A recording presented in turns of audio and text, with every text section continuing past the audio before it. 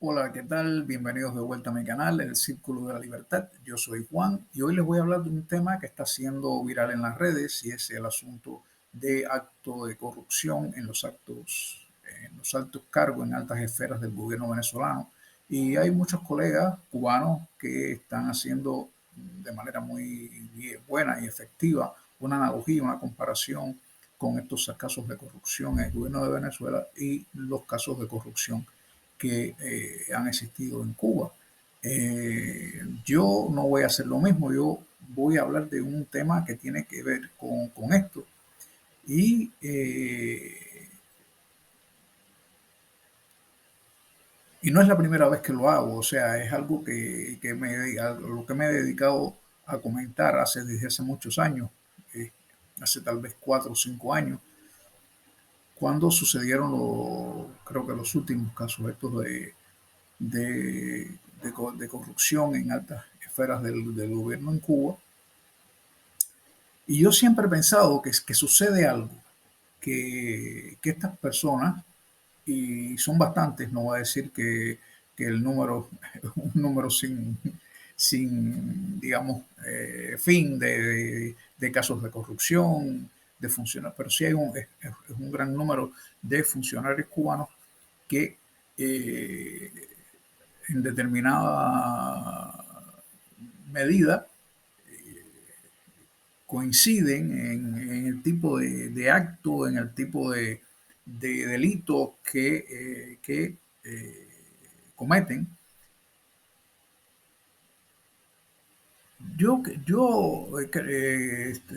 La corrupción es algo que existe,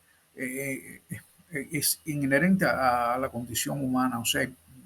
no, no es algo que sea propio o característico de los cubanos o de los latinos. La corrupción existe donde quiera que estén los seres humanos.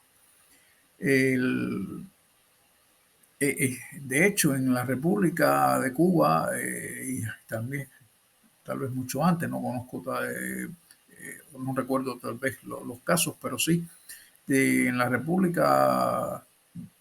en los años previos a la revolución, existieron sonados casos de corrupción, pero era más bien corrupción administrativa, política, tenía que ver con las posiciones en cargos políticos, en prebendas y cosas que se daban a ciertos políticos por determinadas, eh, digamos, cantidades de dinero y tal, y también por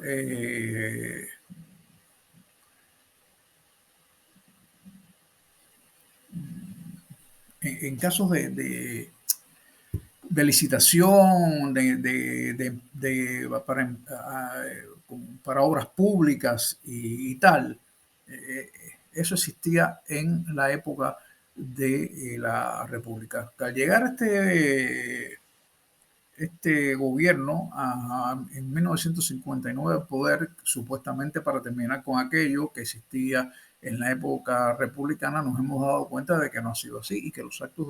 de corrupción pues continúan y además ya son más generalizados. El deterioro económico, político y social de Cuba en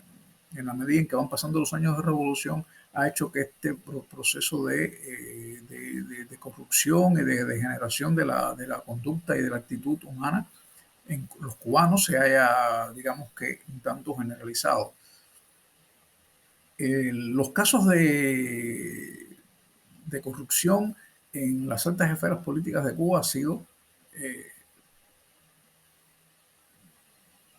digamos que notorio y bastante continuado, a pesar de los castigos ejemplarizantes que supuestamente reciben algunos y otros efectivamente. De los casos más sonados los voy a mencionar, pero la lista no voy a decir que es interminable, pero es bastante extensa. Están Luis Orlando Domínguez, está Arnaldo Ochoa, Antonio Patricio de la Guardia, Diego Torralba. En estos casos,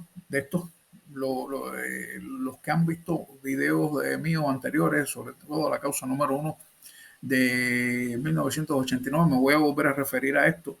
porque Se juzgó a Arnaldo Ochoa, se juzgó a Antonio Patricio Laguardia, a otras muchas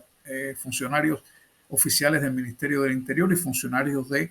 agencias que se crearon bajo el supuesto grupo este MC, que fue autorizado por Fidel Castro con la supuesta misión de violar el embargo. Sin embargo, Fidel Castro, ni Raúl Castro, ni ningún otro funcionario de estos de la más alta esfera fueron juzgados, aún a pesar de reconocerse como se reconoce, y lo pueden ver en este video que yo hice sobre la causa número 1, y lo pueden ver en los videos de la causa número 1 que están publicados en la internet, pero sobre todo aquí en este video que yo hice en mi canal, pueden visitarlo. Está, dice así, causa número 1 de 1989. ¿Cómo se reconoce en juicio abierto, en el juicio oral, que este movimiento, este grupo MC, que tenía sede en una de sus sedes en Panamá, con el grupo este Interconsult, vendieron una gran cantidad ilegal de visas y documentos de entrada al territorio de los Estados Unidos, lo que es una violación flagrante de la integridad y la territorialidad de los Estados Unidos de América, según he escuchado en algunos comentarios por ahí, a miles de personas por más de 400 millones de dólares. O sea que este hecho de conseguir entrada ilegal con cédulas falsas al territorio norteamericano, en el cual estuvieron implicados funcionarios cubanos en que están relacionados con esta causa 1 de 1980, fue, digamos que, bastante notable. Pero además en el juicio, y se puede ver, se reconoce que, y no fue discutido ni por el fiscal, ni fue discutido por nadie, eso se dijo y se tomó como cierto, que este grupo MC además estaba haciendo contrabando de gallos de pelea, estaba haciendo contrabando de tabacos cubanos y estaba haciendo contrabando de obras de arte. ¿Y quién? No, lo de los gallos vamos a dejarlo porque los gallos es algo de lo que no tengo, pero los tabacos, que son el resultado del trabajo de un gremio de trabajadores que han sido siempre, digamos que uno de los gremios históricos de del, del proletariado cubano, se cogían para venderlos sin ton ni son y importarlos en el territorio de Estados Unidos burlando las normas aduanales, las autoridades de, de los Estados Unidos. Y el que más me llama la atención es del contrabando de obras de arte. Que yo sepa, ni Fidel Castro, ni Raúl Castro, ni ninguno de los Castro, ni ninguno de estos dirigentes cercanos a los Castro tenía colecciones de arte lo suficientemente buenas, digamos, de ser de renombrados artistas, como para realizar actividades de compra y venta de obras de arte. O sea que lo que estaban vendiendo era el patrimonio cubano, el patrimonio artístico cubano, y ninguno de ellos fue llevado a corte por no solo permitirlo, sino por hacerlo. ¿Con qué autoridad, con qué dignidad se puede asumir la venta del patrimonio artístico cubano sin contar ni con la Asamblea del Poder Popular ni contar con el pueblo? Bueno, están los casos de José Abrantes, de Carlos Aldana, de Roberto Robaina, Carlos Laje, Felipe Pérez Roque, Otto, ahora no recuerdo el nombre, Hassan Casabona, algo así, y María Victoria, que tampoco recuerdo los apellidos, discúlpenme, pero bueno, son bastantes. Y lo que me quiero referir es que muchas de estas, no muchas, todos sin excepción, llegaron a las posiciones que llegaron por sus méritos, por su valor, por su inteligencia, por su compromiso, eso es innegable,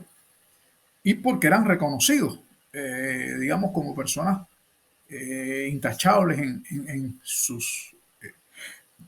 lugares. fueran en las universidades, fueran en el ejército, fueran en centros de trabajo, donde fuera. Todos estos muchachos y muchachas fueron ascendidos, promovidos a posiciones nunca electas, siempre designadas por sus méritos reconocidos e indudables. Sin embargo, al llegar a determinado lugar, a determinada posición, pues comienzan a todos de casi de la misma forma a cometer actos de corrupción. Y a mí me llama la atención que cómo es posible a esas esferas, en esas altas esferas donde supuestamente todos son incólumes, todos son honestos, todos son personas respetuosas, personas incapaces de hacer nada ilegal porque supuestamente están allí para representar al pueblo cubano, que es un pueblo sacrificado, que es un pueblo que se merece el respeto y todas estas cosas. Estos muchachos que son, digamos que, recién llegados, por decirlo de alguna manera, o enchuflados, digamos de alguna manera, pues todos, casi todos se equivocan de la misma manera al cometer actos de eh, corrupción. Sin embargo, nunca se reconoce, y creo yo que es la razón o el sentido común, y ya, como lo decía en estos datos que se ofrecieron de del juicio por la causa número uno, se reconoce que es el marco de este alto nivel. Allí se hacen actos de corrupción, se hacen actos delictivos que están fuera del alcance de la fiscalización, del control de otros sectores del gobierno más bajo o de la propia población de Cuba. A mí siempre me llamó la atención eso, personas como estos muchachos que vinieron de familias honradas, de familias de respeto, de comunidades que los respetaban, de actividades en las que eran destacados y que luego pues todos sucumben ante la corrupción. Y yo estoy más que seguro que es porque lo que ven,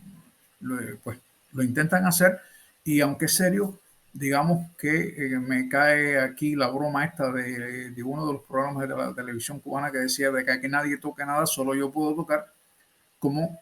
algo que dicen estos dirigentes históricos, estos dirigentes superiores que están por encima de todo y de todos, cuya actividad no es controlada, no es fiscalizada por nadie, y no solo ellos, sus familias y asociados pues viven, se dan una vida muy buena, tienen muy posiblemente empresas, cuentas en el exterior, negocios y todas estas cosas que están fuera del control y de la vista de todos porque nadie lo sabe, nadie lo fiscaliza, nadie lo puede fiscalizar. O sea que